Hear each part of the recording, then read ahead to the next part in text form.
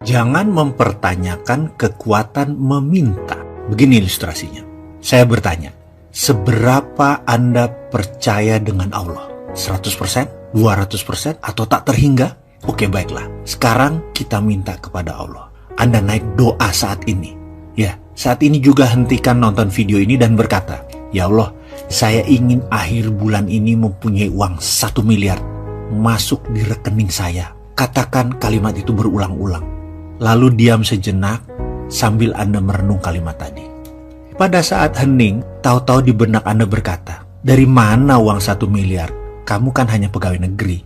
Atau, "Bagaimana dapat 1 miliar? Kamu kan cuma ibu rumah tangga." Atau, "Bagaimana dapat 1 miliar? Kamu kan hanya anak sekolah." Lalu mendadak kalimat tadi mendominasi pikiran, lalu pikiran mulai menyeletuk. Ya juga ya, dari mana ya? Kayaknya nggak mungkin deh. Kalau itu terjadi, selesai sudah. Kalimat itu ada dalam hukum alam yang namanya canceling our own pray. Meng-cancel doa kita sendiri. Kita sendiri yang meragukan diri kita sendiri. Kita sendiri yang meragukan Allah. Bisakah Anda percaya 100% bahwa hal itu akan terjadi? Bisa terjadi dan pasti terjadi. Bisakah Anda tidak cancel doa itu? Tidak ada keraguan sedikit pun bahwa itu bisa terjadi. Pertanyaannya, bisakah? Ini adalah permainan keyakinan. Ini adalah permainan ketakwaan. Inilah seni bertuhan. Inilah nikmatnya menjadi hamba Allah. Ketika keyakinan itu utuh, bulat, rapih, dan tekun, semua terjadi. Lalu, ada lagi rahasia lain. Ada. Yaitu kita harus mengimplan bahwa saya kaya dan sudah kaya. Bukan akan kaya, tetapi sudah kaya. Memberi adalah kunci pertama. Selain memberi keluar, kita harus memberi ke dalam. Apa itu memberi ke dalam? Saya mulai menjadi manusia materialis.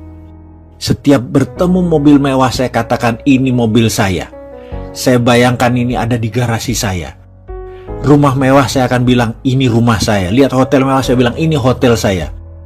Kemudian saya putuskan untuk berangkat berdua bersama istri untuk menikmati apa yang orang kaya lakukan. Dengan 100% uang di tangan saya buang semua. Karena saya tahu pasti baliknya utuh dan bertambah. Kami memutuskan menikmati tinggal di Como Sambala Resort di Ubud, Bali selama beberapa hari. Menikmati satu malam berharga puluhan juta tarifnya. Dan saya tidak peduli.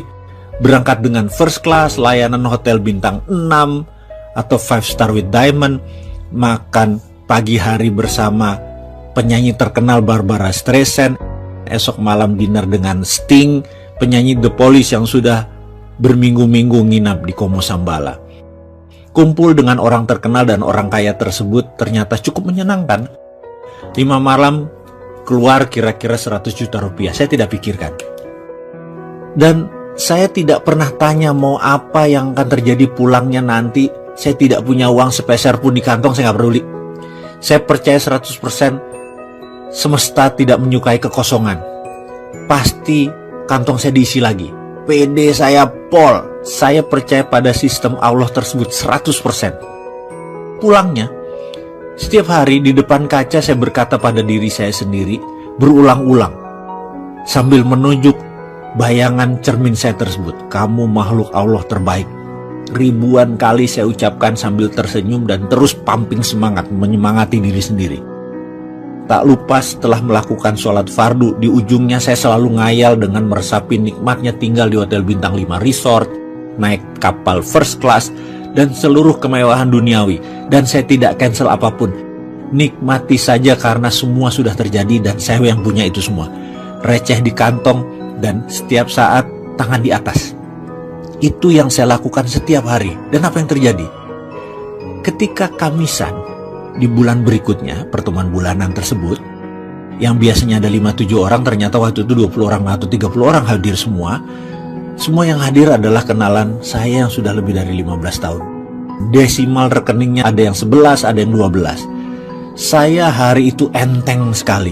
Saya hari itu kocaknya setengah mampus. Padahal saya bukan clown. Saya bukan komedian. Melucu itu bukan darah saya. Tapi yang jelas hari itu mereka tertawa terpingkal-pingkal selama beberapa jam. Lucu sekali dan saling timpal jok-jok lucu. Saya pun sampai rumah mungkin sekitar jam 11-an. Padahal pertemuan itu sehabis maghrib. Di pertemuan-pertemuan sebelumnya jam 8 saya udah di rumah. Entah angin apa, keesokan harinya satu sahabat saya berkata, mau nggak kamu beli saham PTN di Nusa Tenggara Timur, mau ikut nggak? Saya jawab, nggak belum ada kelonggaran likuiditas, saya bilang gitu. Gampang, nggak usah store dulu, komit aja, nanti kalau naik dikit sahamnya kita lepas baru buat nyicil. Gampang dah modal. Jadi sulit dong saya tolak penawaran tersebut, ya saya ikut. Pertemuan bulan berikutnya, masuk yuk, ada Chinese restoran di Macau. Ada posisi yang lokasinya bagus banget. Dapat tempat murah karena dulu itu Italian restoran tutup. Dengan sewa masih panjang, kita masuk gantiin dia. Buat Chinese food, modal gampang. Masih ada standby loan dari restoran lama. Pokoknya kita berdelapan masuk, kita bagi rata ya, nggak usah pakai duit. Lalu percaya nggak?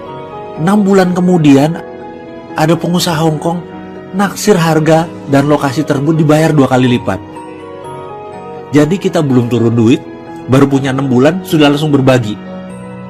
Kesimpulan nggak pakai duit apa-apa, sudah langsung bagi modal. Dan nilainya pun sangat luar biasa. Jadi apa moral story kisah tersebut? Kita lanjut.